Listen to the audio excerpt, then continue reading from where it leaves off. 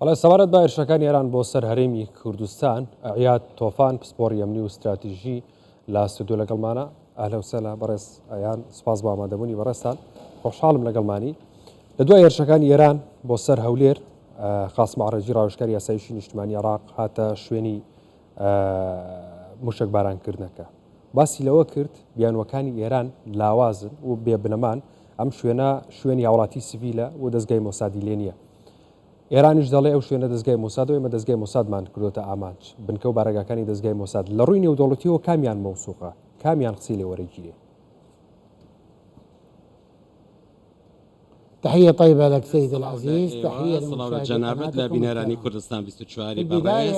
لسرت هذا بائما شيروكا لكوتايكا وبجيرنا وأوت تاوتوي بياننامه سباي بازاراني إيران بكين لباري أو بروسيا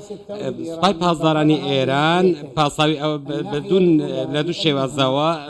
باساوي نواتوا يكميان أو يك أو هيرشانة بو بارغاكاني موسادی إسرائيلي لهولير هروا قوتي كأو بروسيا لا طول سندنوية بو أواني لا تقينوكي كارمان كجران لكاتي سردانيان بوس زيارة كاراني سرغوري قاسم سليماني اما اسا سير بكين كاتك أمريكا قوتي أول طولي أو كس أو أواني لإيران كجران أمريكا يكسر بياننامەی دەرکرد ئەوەی ڕەت کردەوە ئەمە چیرۆکی دووەم لە سەرەتادا بە چیرۆکی یەکەم باس بکەین کە ئەگەر ئەمریکا بن بۆچی ئەوان هێزەکانی ئەمریکان نەکردە ئامانج ئەگەر ڕێگەم بدەیت ئەمریکا هیچ بوونێکیان لە ئەمریکا و لە عێراق و کوردستان بەو شێوەیە نییە ئەوان لە کوێتن و بەرامبەر ئەوان دەتوانن کە لەوێوە بە چەند کیلومەترێک بکەن بە ئامانج ئەوەی دیکەیان کە کەشتیگەلی پێنجەمی کەواتەوەی ڕوودەدا لە هەرێمی کوردستان کەندا لێیانەوە دوور نییە چیرۆکی دووەمیشیان داوای لێبوردن دەکەم چیرۆکی دووەم کە پاساویان بۆ هێنایەوە گوتیان ئەوانەی کە عەبدوڵڵا تاجیکی بوو کە پێی دەڵێن بازۆر لە ئیسرائیل ئەوان دەڵێن هاتۆتە ناو هەولێر کە لە ڕێگەی تورکیاوە لەگەڵ بەیاوەری منداڵێک و ئافرەتێک هاتۆتە کوردستان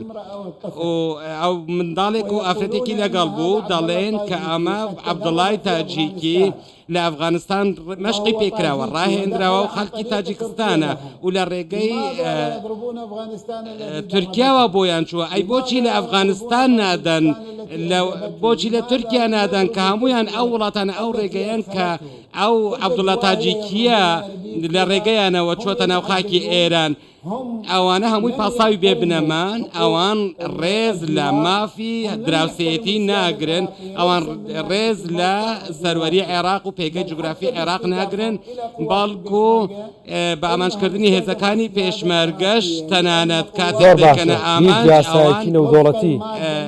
بە گوێرەی مادەی 121 بەش بڕگەی سێیە کەواتە هیچ یاسایەکی نێودەوڵەتی ڕێگە بە ئێران دەدات بەو شێوەی هێرش بکاتە سەر پایتەختی هەرێمێک لە چوارچێوەی دەوڵەتی عێراقا نەخێر ئەمە پێشێلکاریە لە بۆ یاسای نێودەوڵەتی پێشێلکاریە بۆ یاساکانی دراوسێتی و سەروەری هەموو ڕێکەوتنەکانی ئەمنی کە لە نێوان هەرێمی کوردستان و ئێران و لە نێوان حکوومەتی عێراق و ئێراندا واژۆ کراون ئەو ئامانجکردنانە و ئەو هێرشانە هەمویان پێشێلکارین نەتەوە یەکگرتوەکان داڵێن بەکارهێنانی چەکی مامناوەند و دوورمەودا لە نزیک شوێنی نیشتەجێبوون بە هیچ شێوەیەک پەسەندکراو نییە و بە پێشێلکردنی مافی مرۆڤدا دەنرێت ئەوان چۆن ئەو موشەکانیان بەکارهێناوە بە تەنیا بەکارهێنانی ئەو موشەکانە مەبەستیان ئەوە مانایوە کە ئەوە جەنگیان ڕاگەیاندووە و بینیمان کە لە جەنگی نێوان عێراق و هەرێمی عێراق و ئێران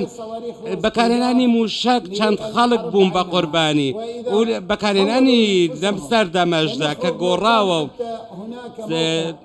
زیانەکەی زۆر گەورەترە ئەوان هەرچەند گوتیان ئەمە پارێگایکی موسادمان کردە ئامانج بەڵام کاتێک قاسمە عەراجی ڕاوێژکاری ئەنجومەنی ئاسایشی نیشتمانی هات سەردانی شوێنەکەی کردو ئەم شوێنانەی ڕەت کردەوە و زانی کە ئامە شوێنی نیشتەجێبوونی خێزانێکی کوردە ئەگەر واماندانە تەنانەت ئەگەر دامەزراوە یاخۆت هەر شتێک لێرە هەیە ئایا ئەوە کاری ئێرانە کە سزامان بدات یاخۆت ئەوە حکوومەتی فیدراڵە دەتوانێت بێت لێ پێچینەوەمان لەگەڵدا بکات ئێمە عێراقیەکان لە پارێزگەکانی ڕۆژاوا لە بەغدا لە ئەمبار و مووسڵ و سەلاحەدون و کارکووک و دیالە و هەموو ئەو شوێنن ئێمە ڕوبەڕووی سەدان ئۆتۆمبیلی بۆم ڕێژکراو بووینەتەوە هەروەها لەو ڕێگەشەوە چەندین بریندار و شەهیدمانداوە هەمووی ئەوە هۆکاری ڕێکخراوی قاعیدەی تیرۆریستی بوو ئێستا سەرکردەکانی ڕێکخراوی قاعیدە لە ئێران هەن کاتێک ڕایان کرد کاتێک ئەمریکا ئەفغانستان لە ساڵ 2001 داگیر کرد ئێستا بن لادن و خێزانەکەی و هەروەها هاوسەرانی باوکی و ئەوانە ئێستا بەهێزترین هێڵی تالیبان لە ئێرانە ئەی بۆچ ئەوان ئەوان داوای F-16 دەکەن ئەوان داوای دەرچوونی هێزی ئەمریکا دەکەن بۆچی ئەوان زۆر باشە لە سەدەمی حکومەتی بەشار ئەسەد ئەو کاتەوە تاوەکو ئێستاش ئۆباما باسی لەوە کرد ئەو کات کە ئەگەر بێت و حکومەتەکەی ئەسەد چەکی کیمیاوی یاخود چەکی کیمیاوی بەکاربێن بەرامبەر بە گەلەکەیان ئەوە ڕاستە و خۆ ئەمریکا لێدا چەکی کیمیاوی دوو جار بەکارێنا بەڵام هەر لێنەدا ینی چی یاسایەکی نێودوڵەتی هەیە کە بەرامبەر بە ئێران بەکاربهێنرێ بۆ وەستاندنی ئەو هێرشانەی کە بەم شێوازە کرێتە سەر هەرێمی کوردستان چونکە هیچ یاسایەکی نێودوڵەتی نیە ڕەگە بە ئێران بدات بەو شێوەیە هێرش بکاتە سەر هەرێمی کوردستان و بەزاندنی سیادی عێراقا بە پێش هەرێمی کوردستان کەشتیگە هەموو ئەو هێرشانەی کە کردوویەتی ئەمریکا ئاگادار بووە بەڕێکەوتن لەگەڵ ئەمریکا بووە وەک چۆن ترامپ گوتی لە کاتێک بنکەی عین ئاسەد بردومان کرا ئەوە لە کۆنگرەیەکی ڕۆژنامەوەدا شەرحی کرد و فەرماندەی گشتی هێزەکان ناوەندی عێراق لە عێراق ئامادە بوو ئەوان گوتی چونکە من زۆر ئاسوودەم چونکە ئێران پێی ڕاگەیاندون کە ئێمە بردومان دەکەین بەڵام لە دەرەوەی بارەگاکان لە دارەوەی بنکەکان ئەمە ئەو موشکبارانەی ئەنجامدا بەڵام هیچ کاتێک کاریگەری لەسەر ئەمریکا نەبوو ئەو تەنانەت ئەو موشکبارانەی کە ئاراستەی پاکستانیشی کرد ڕێکەوتنی لەسەر کرابوو هەموو لایەک ئاگادار بوون ئەمە مانای وایە کە ئێمە یەکەمیان کە ئەوان دەڵێن ئێمە ناتوانین پشت بە ئەمریکا ببەستین و دووەمیش ناتوانین پشت بە نەتەوەی یەکگرتوەکان ببەستین چونکە ئەمریکا تێیدا خاوەن هەژبوونە چونکە کاتێک ئەمریکا عێراقی داگیر کرد ئەمنی و استراتیژی سوپاس بۆ ئامادەبوونی بەڕێستان